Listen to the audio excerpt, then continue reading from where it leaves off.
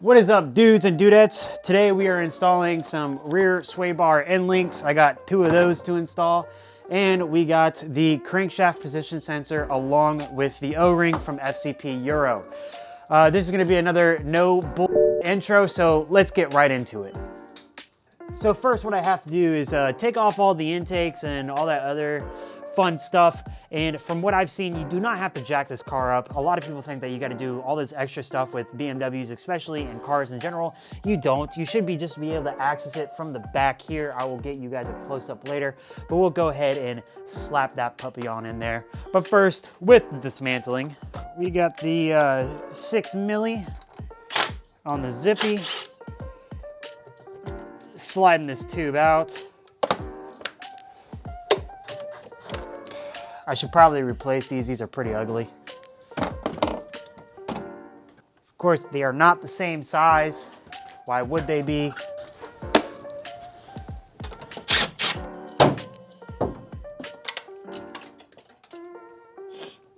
That did not work out in my favor. It hit the ground, so we're good. Let me get you all in for a better angle. Here, hopefully it looks like a good angle for y'all.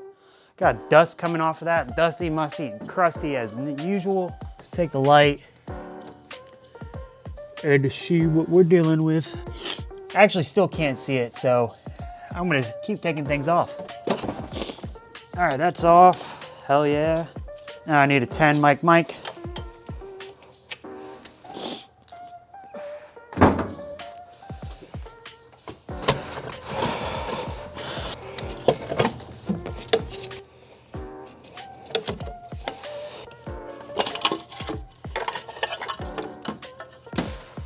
Intake tube is off. Let's see if I can find it a little bit better.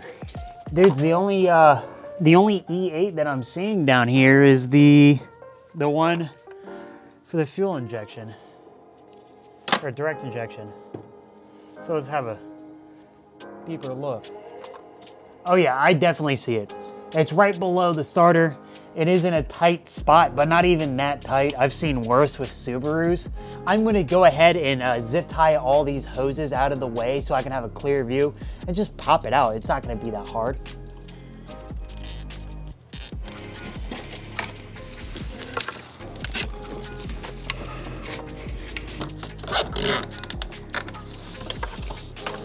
So getting you guys in from the closest view, we're at the back of the wall. Firewall near here, and it is tucked in there, but that's easily feasible. You could slightly see the E9 or E8 or whatever that is down there, and I'm gonna pop that puppy out. So coming in here, you can see it a lot better. If you guys look where the extension is, it comes out the side. I'm gonna go ahead, see if I can get it out like that. And if that doesn't work, I'm just gonna go and slap on a wobble socket or wobble extension and get it out like that. This is a lot easier than taking off the intake. Oftentimes it helps to try and do things yourself first and then look on the internet for more research, because people are like, you gotta take the intake off. You ain't gotta do all that, big dog. You ain't gotta do all that. This is so easy. I say that now. Boom, and she's off just like that.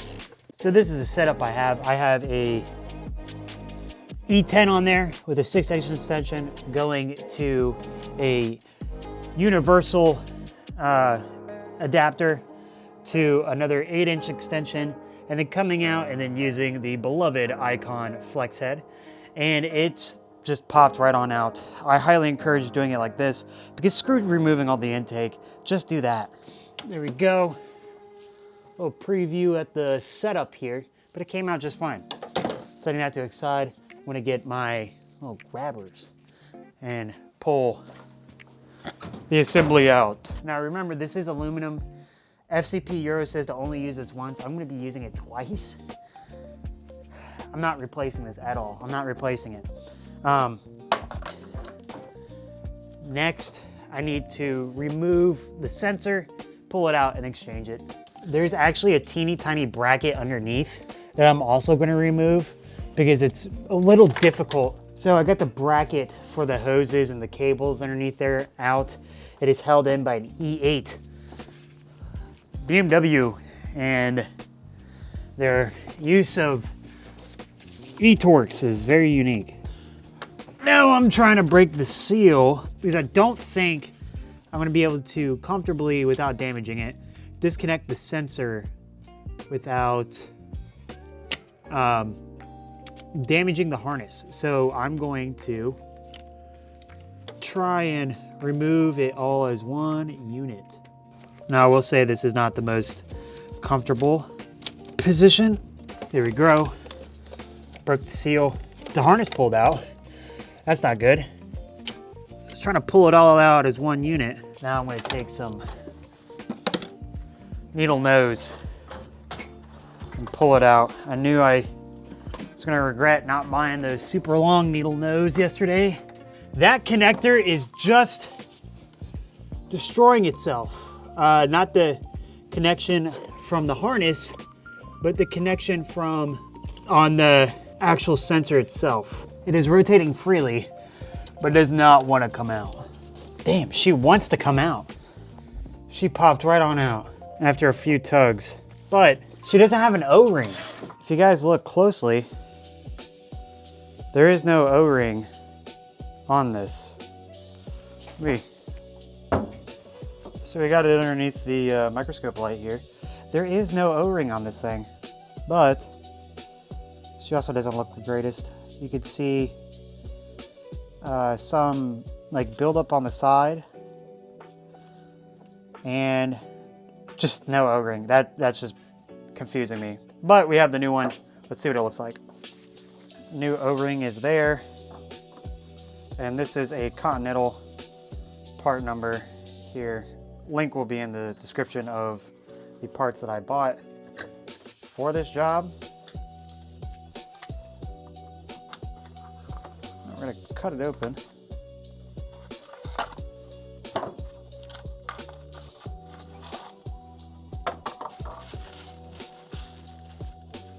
Compare them side by side.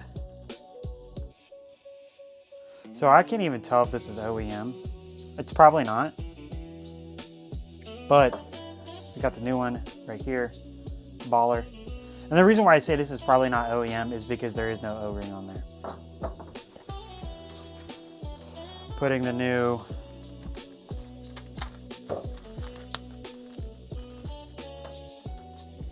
O-ring on. And then I'm gonna lube it up with a little bit of oil. Now with the assembly all lubed up, slapping it back in the car. Scraping up the dust and debris around.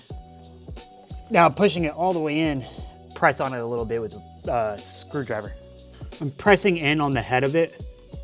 You don't want to put too much pressure because you can crack the housing itself of the sensor and break it. You also just want to make sure it's sitting there. Now I have the E10. This is an aluminum bolt, so it's not going to be magnetic, but I can at least use the prong function and get the thread started with this. I moved the camera a little bit to get y'all a better POV. It's now threaded in.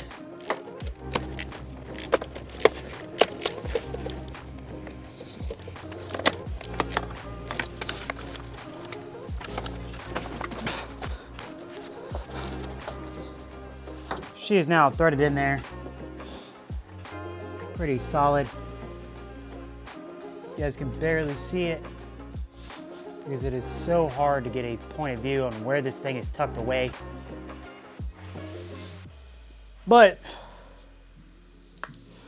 she is threaded rock steady in my opinion.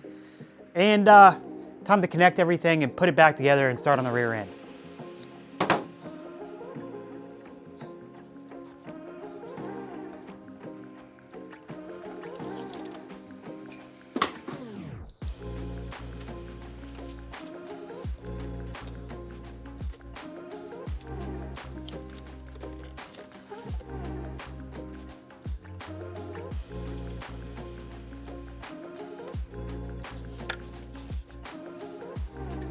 She clicked.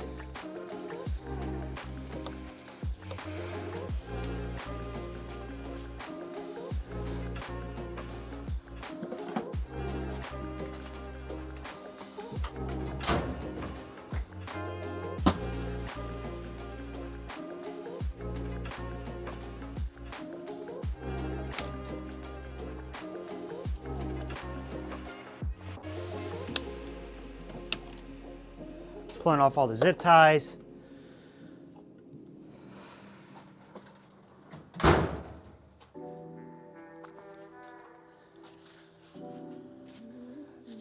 Now the worst part of doing this is installing this again. I hate installing this. It takes so long just to do it, but we got to do it. And it is installed just like with the engine bay done and back together. We need to move to the rear of the car to install these sway bar end links. First step is jacking it up.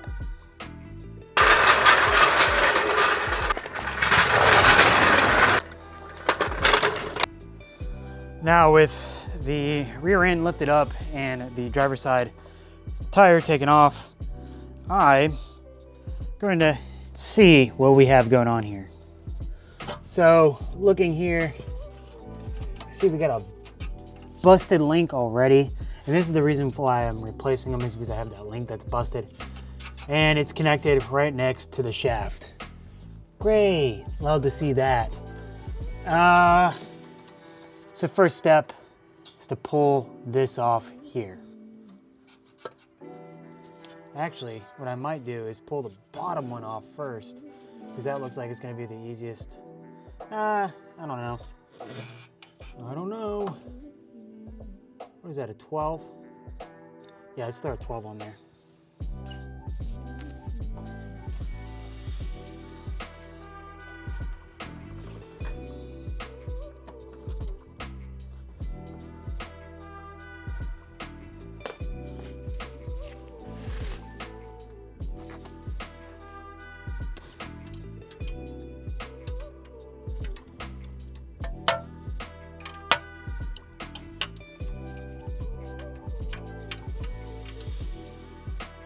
And I'm sure the manual, whether it's the Bentley or whatever, and everyone else did, was remove the shaft, the rear axle. But I'm not doing that. It's just too much work. There's just no room to hit this with a socket. And that's what sucks. It might be easier if I go take the other side off too. Let's see how lazy we can be. You can actually twist that all the way down. Jesus. Good Lord. Dude, if this bolt backs all the way out into the axle, I'm gonna be pissed. Also, this sway bar is not that big. I doubt this sway bar is doing anything back here. Oh shit. Thank God I caught that. Looks like I wasn't gonna be able to get my wrench out had I kept using the ratcheting function because it hit the axle. I didn't verify these parts either, so hopefully I'm lucky and they fit. But like I said, this sway bar is like spaghetti thin, and so are these sway bar end links. I don't think I'm going to be in the market for adjustables, but adjustable end links are always good. Allows you to fine tune your suspension, but I think I'm fine with what I have. Now the sway bar on the other hand, I might upgrade. So with the old one out, we can now verify, or I mean we could have done this from the start, but whether these are the correct fit. First time opening the box, so it's just fingers crossed. So far so good. This is a little instruction kit. Don't need that. The parts for this will be included in the description, so you guys will be able to buy what I buy. Yippee. Looking at them, they seem to be the same height, width, and everything, which is good for me, good enough for me. And then you can actually see the point of failure here, where it doesn't, it looks like the ball came out, which is not surprising. And then you also have the band coming out, but that's for the trash. Gonna slap this one in and then do the same on the other side. Taking the top one out, top nut, prepping this. It unfortunately did not come with new hardware. And I can already see that this is gonna be a challenge. It's been about 30 minutes of me attempting to get that bolt back in. I am not fighting this. I'm just gonna cut this short. I'm gonna cut it about 5 millimeters shorter because this is a 45 millimeter bolt, and everyone is saying that 40 millimeters was the perfect fit. So that's what I'm gonna go ahead and do. Correction, what I'll actually be doing is going to Ace Hardware and just getting the right bolt. I have arrived. I've received what I needed. Always support your local Ace Hardware because it will have the stuff that you cannot find in Home Depot, the most obscure stuff, especially specific bolts like this. Dude, their selection is amazing, and it's like that at every Ace Hardware. That is another successful run. I always appreciate Ace Hardware. Like I said, always support it because they always have the shit that no one else has, especially specific bolts, even one-off bolts.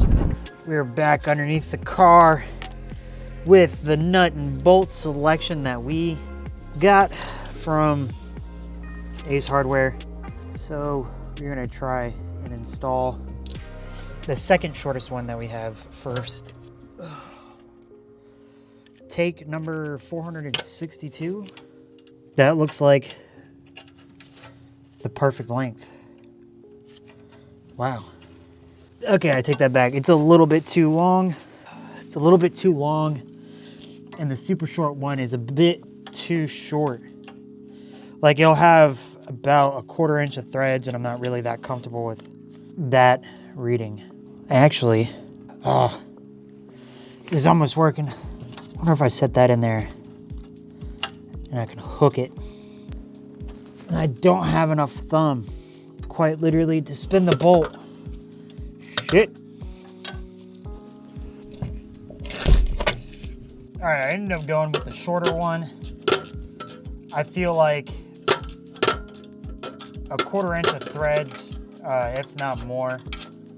I'd say it has a 1/4 inch to 3/8 of an inch of threads on it that are going to be into the actual knuckle itself. I feel like that's good enough, especially considering the circumstances and the fact that I'm probably going to end up removing these all out one day. So let's just say it's good enough. Now getting it threaded, that was an absolute pain. All right, so that is one side done except for connecting the sway bar end. And the reason of that is because you want that sway bar to be able to move while you're installing a new sway bar end link. It gives you so much more room to play with, X, Y, and Z. So now what I'm gonna do is go to the other side and remove that, and then I'll connect the sway bar at the same time, put the wheels back on, and send it on its way. All right, now I'm back under this side and gonna start removing this one.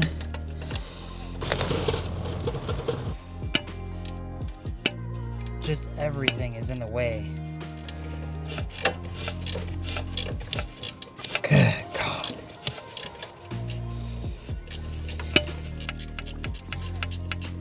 Let's see if I can get it out with the wrench trapped in there. Hopefully I don't really screw myself. If anything, I have extra 13 millimeter ratchet wrenches that can do a recovery mission. There we go. Now we're at the point where it's binding up. It should work its way out. There we go.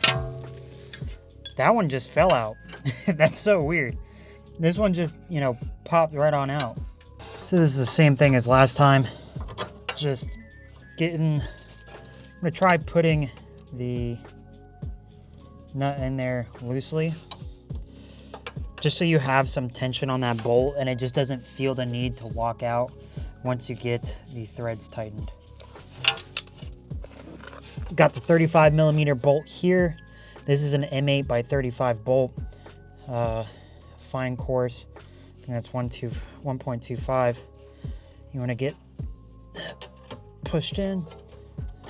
And then since I have a full thumb on my left hand, it's so much easier to try and catch the bolts.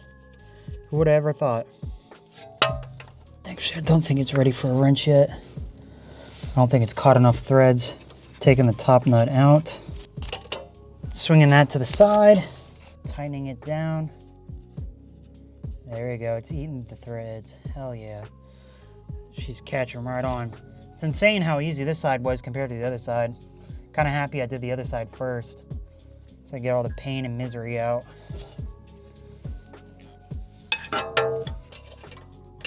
Now I would say throw some Loctite on this, but with how hard they are to get out, I don't suggest that. That one is in there. Reconnecting that. Throwing that on. Now I'm back with my 17. I'm gonna throw, that's gonna pinch the boot. I don't wanna do that. All right, we are blessed with these because they have Allen heads on the end of the stems of the boot where the thread is. And that means you can just set it up like this.